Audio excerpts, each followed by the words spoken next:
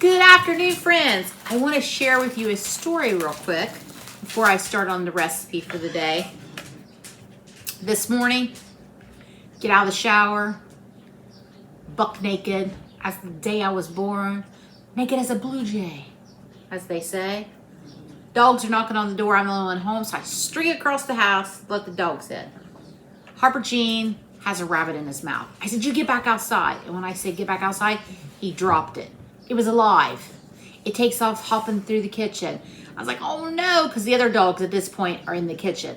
And so I get them, I snatch up the rabbit, I take it back with me to the bathroom, I wrap it up in a towel so it can't see, and I get dressed, and I take it down the road, because I knew if I put it back in our woods, they'll find it. So I took it down the road, dropped it off in the neighbor's woods.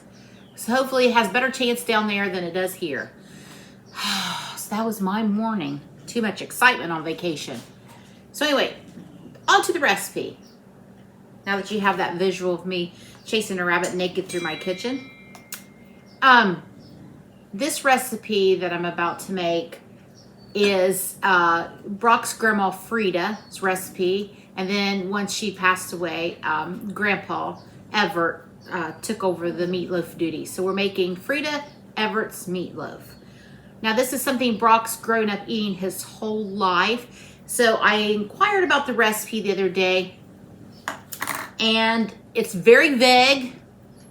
It's in no way the way I would make a meatloaf, but I'm making it for Brock in honor of Grandpa. Now I loved Grandpa when I met Brock. His grandma passed away shortly after we started dating, but Grandpa lived to be in his 90s. And I lost my grandpa when I was 11, and he reminded me so much of my grandpa. They were both ministers, and they wore their little hats and their little suits, and he just, from day one, I called him Grandpa, and I didn't do it out of respect. It was just because I loved him so much, and he was my grandpa, and he never once told me I couldn't call him Grandpa, or never once treated me like I wasn't one of his grandchildren. So this is Grandpa Everett's meatloaf. Now the instructions are very vague, what I've got, so we're going to make it the way that they gave me the recipe. So here we go. We got 2 pounds of ground beef. There's not a lot to it. So 2 bell peppers chopped. Hope I got tongues, because these babies are going to give me some heartburn. That's 2 green peppers chopped. Okay. Salt, pepper.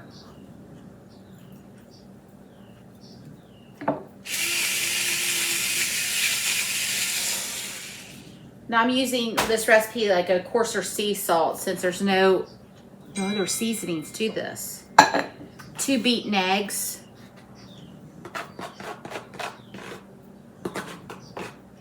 Now, I've eaten this meatloaf many, many times. Grandpa always made it for Christmas. So it's a drier meatloaf. I do know that. And 1 chopped onion. I did all this. I always put it in the food processor, and I thought, no, I know Grandpa and Grandma probably didn't put it in a food processor. They probably just chopped it really fine. And I don't remember when I ate the meatloaf, it having a big chunks of green peppers in it. So I chopped them fairly fine. We're going to mix all these ingredients together. Now it says cracker crumbs. That's it, just cracker crumbs. It doesn't say how many. So I know it's a drier meatloaf, so I'm going to start with 1 sleeve. I just busted these up right in the package. It didn't say what kind of crackers, so I'm using Townhouse. I imagine you can use any crackers.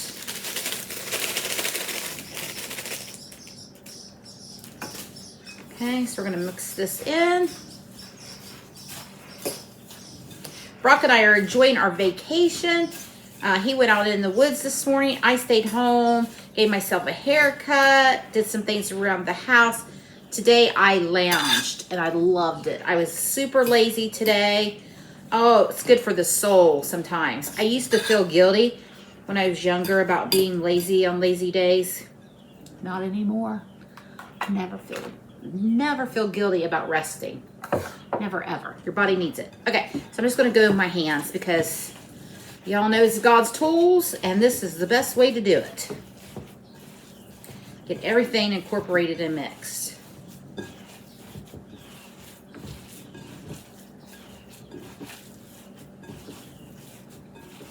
Okay, now to me, this doesn't seem quite as dry. So what I'm going to do is I'm going to come in with a little bit more crackers. And I'm going to wash my hands because I have raw ground beef on them. So hang on one second. Sorry.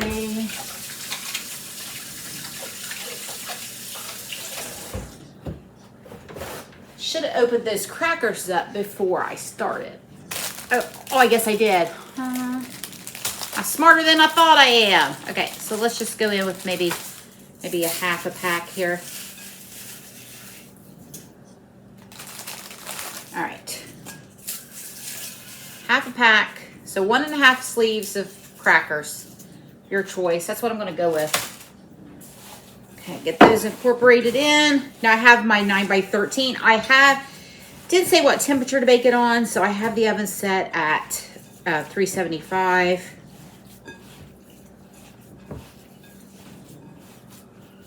I imagine this is beef for my freezer, so I imagine Grandpa used a lean beef because it wasn't a greasy beef. That's where you get all that good flavor from. Okay. So there we go. I'm going to take it, transfer it here to my 9x13. Okay. Move this out of the way. Don't want to break that bowl. It's one of my favorites. Got that bowl at a thrift store for 14 bucks. Pyrex. Oh, she's a beauty. She makes all my bread. What a friend she is. Okay. So I'm going to do, I like to flatten it out like this. I think Grandpa made 2 meatloaves. It seems like I'm just going to make one big one here. So his meatloaves were never quite this big. So I imagine he made 2. Okay, so there we go. Now the next part, they said wet the top and add tomato sauce. Brock and I were both shocked by that. I thought for sure ketchup, but I'm gonna do what it says. So I'm just gonna get my hands wet.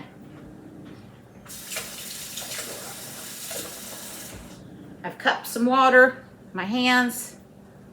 Let me get the top wet there. And tomato sauce. I thought ketchup, but the recipe says tomato sauce. So that's what we're gonna do. We're gonna see how it turns out. Following Grandpa's recipe here. Okay.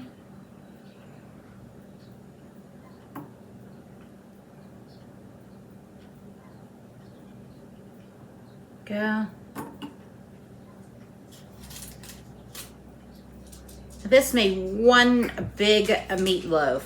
So there we go. I've got the oven set for 375. I say it's probably going to take maybe close to an hour. So what I'm going to fix with it is my Aunt Claire May's mac and cheese.